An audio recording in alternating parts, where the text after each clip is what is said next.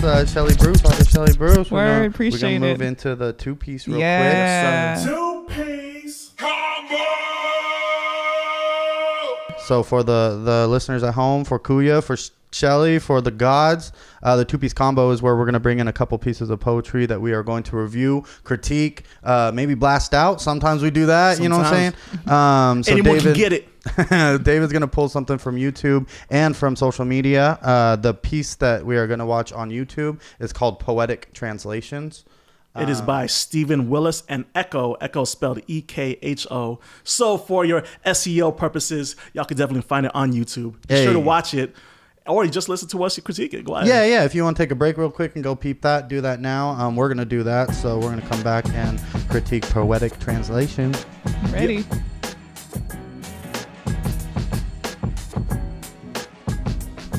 We back in the cuz pen click happening. The God Shelley Bruce with us. God S. God all S. Mm-hmm. We all one thing, girl.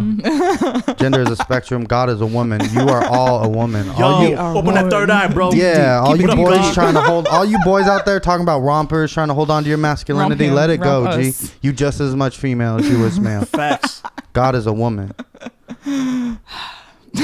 Shelley Bruce in the cuss though. What's on that up? two-piece. We just watched that All Deaf Feeling Poetry good. piece. Bless the gods. Bless everybody at All Deaf Poetry. Steven Willis and Ekho with Beautiful Poetic platform. Translations. Hey. Yo, that was everything. Absolutely. So we hope that you took some time to listen to it, or I mean, you could listen to it after the show. Maybe you drive in, you know what I'm saying? Check it out. Poetic Translations, All Deaf Poetry. We're going to jump into this critique. This is one of my favorite pieces in a minute. My boy Kuya hit me with this. I was like, hey, what are we going to bring on the two-piece this week? And he was like, bro, check this. It's one of my favorite pieces in a minute. It's one of my favorite pieces, for sure. It's one of my new favorite. Yeah. One thing that I loved about this piece is one of the greatest things about American black art is levity. One thing that I learned about my own art and my own struggle and my own hurt and getting through that is to be real about it, to be vulnerable about it, but to also maintain a sense of levity and to not take yourself too seriously and to cherish life. Sam Cooke is kind of the example, you know, like Sam Cooke can be tragically honest and vulnerable and remind you of the horrors of the situations. And he can also like make funny sounds with his mouth and that it makes us all feel good, you know what I'm saying? There's both in his work, there's both in all of the black arts really. And I think that is somewhat of a necessity as to survival, you know what I'm saying? Shouts out to generations past. Yeah, my cousin Chris Spencer, he's a very accomplished comedian and writer and director, and one of the things he said to me one time was like, I think it's something like over time, you know, everything can become comedy. You know, it's like after things sit and heal, because it's like if you allow it to just really sit, because like even if you just stay too dark for too long, you know, it's going to destroy you. Like at some point you have to learn how to have levity and kind of bring it back to their place and heal it and move it to something else. And I just took that, I really appreciated that, you know, like sometimes kind of, just, I think it's so important to have that understanding of that balance. And they executed it flawlessly because for sure. You have homegirl doing it like she's real like stone bars. cold, like they're real bars. I'm too, heartbroken. You are not gonna interrupt me right now. And the content is there, like the poetic content's there. It was literally two fire pieces, but then the comedic relief on top of that. So what I love about it is the duality of that, like really thick literary poetry that sometimes doesn't get come across as consumable when being experienced like on stage.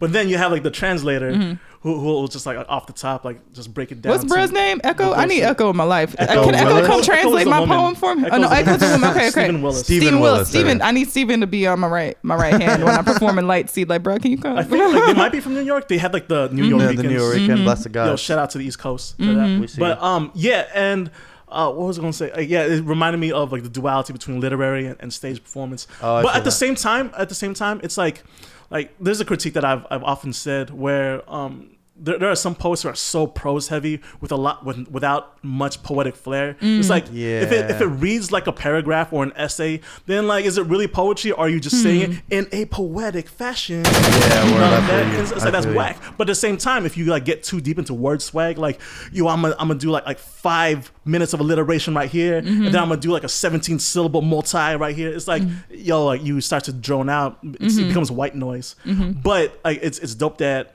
because it's just little spurts of like really thick, dope, fire poetry. But on top of that, you cut right through it with like Steven Willis doing the layman's translation. Yes. I thought there's such a fun duality in that. And just to really, like, again, just bring humor to the poetry realm, because sometimes people, and I think that's a great poem to educate folks about. I feel like what spoken word is like in terms of us understanding the beauty and the seriousness of a piece like that and the heartbreak and telling the story. But then also, like, for other folks, like, okay, like, we can also like make fun of ourselves. We can also just understand how to break this down and really explain to you like what's really going on in this situation. And I loved how they both owned their perspectives. Like, he owned his time, and she owned. I love that was such a great. She didn't crack once. You know what I mean? She owned her side, and it was a really great contrast to watch in terms of the performance aspect of that piece. Love that. And it's important, like, new audiences. There's a lot of very accessible. Yes, very accessible. Yeah, for sure. You can get that. There is a lot of new audiences. We have them. We all got homies that were like, come out, and they come out and they're like, bro, what did I just sit through? And it's like, yeah, all right, you aren't the audience for it. But the complaint usually is it's like it is too much of that.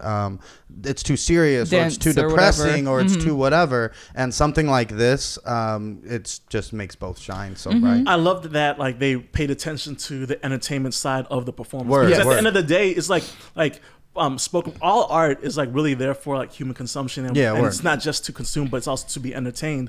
I'm not gonna go to an art exhibit to look at like just blank walls because like, it's boring, but I want to see some engaging stuff. Same thing with spoken word, is that like I'm there to be entertained at the end of the day. What you gonna give me, right? And it's like I'm there to view and receive other people's expressions of their perspectives, but I want it to be entertaining. And if you're just gonna spit bars without it being entertained, then that's kind of whack.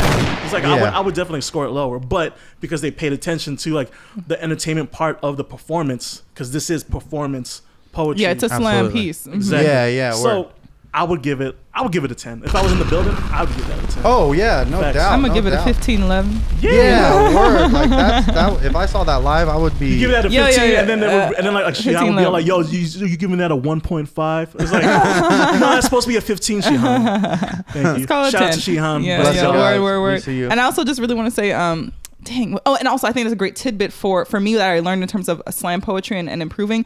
You get to a point where, your piece has to be written well. It has to be striking. It has to be like, oh my God, time is stopped right now. But it's also how you deliver it. And that's one thing I learned as I got more into slam is not only does your work have to be amazingly written, like Rudy Francisco is a great example of that, but you have to be like very present in how your mannerisms are, and they own their mannerisms in terms of what they were doing with that piece. And I think that also just made it a great piece of entertainment to watch. So I think that's a really good tidbit for people who want to get into more performance poetry. Absolutely. And the one thing that I found that is beneficial in doing that is like the expression, that part that you're talking about comes from like the vulnerability. So writing it is a lot of brain work, a lot, but that performance side of it, like you gotta let that into you and let it get whatever it is out, like, and that's really what we're doing.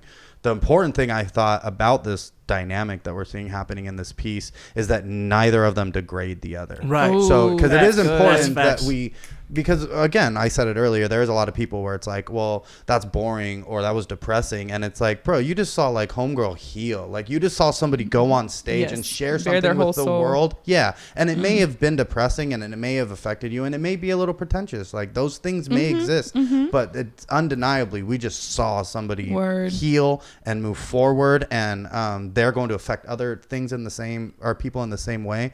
And it's important when you're doing something like this, because the intent is clear. Right. We want to make something entertaining as well as poetically relevant, like in this spectrum of poetry. And they executed it again without taking anything or taking any real shots at the poetic side, because as much as, again, you said it, I want to be improved. They showed improved. Yeah, as much as we do want to be entertained, this is a healing art. This is a real thing for us as a culture, and this isn't like a band-aid. This is a treatment. Poetry is a treatment that we have to constantly be going through. Many facets. Absolutely. And I kind of feel like, I mean, it's a bad example, but like I've had homies like that have gotten real medical treatments, and while they're getting treatment, you know, they're watching the most lit, ridiculous things while they're sitting there with like IVs in their arms and shit in their blood. It's a real thing. And they're watching like Trailer Park Boys or like the wildest, dumbest shit they can watch, just laughing because it's kind of the same idea. You know what I'm saying? Like we're watching this woman heal. Yo, one more thing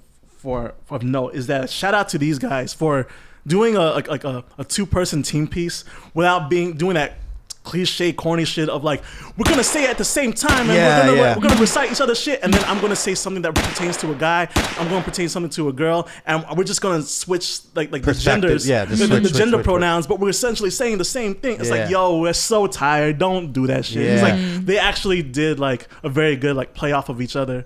Yeah, at the end there, whenever they start like both going in at the same time, that was incredibly entertaining. Yes. And if you listen, it's two fire pieces, like what they're saying. And that takes a lot of concentration to just be in your piece. It this piece ultimately makes you want to hear it again. Yes, like for sure. You want to listen to it again. You want to hear what you missed whenever they are talking over each other. You want to see things again. Yeah. One of my favorite parts is the I knows twice, where he's like, I know, and adamantly translates it. Like, that's fire. That made me want to see it again. All in all, I'm gonna give this like the highest score I can give it, which like fuck a 10, man, because we ethereal, we infinite. I'm gonna give it infinity. Yeah, that's a god. Innumerable. In Roman numerals, go ahead. M's and X's and C's, like, whatever that equates to. Moving on to the little piece. Yes, sir. Hashtag poetry. All right. Well, y'all watch the Paint Clique on YouTube, so y'all know what to do. Like, comment, subscribe, share, write, survive. Thank you. Love y'all.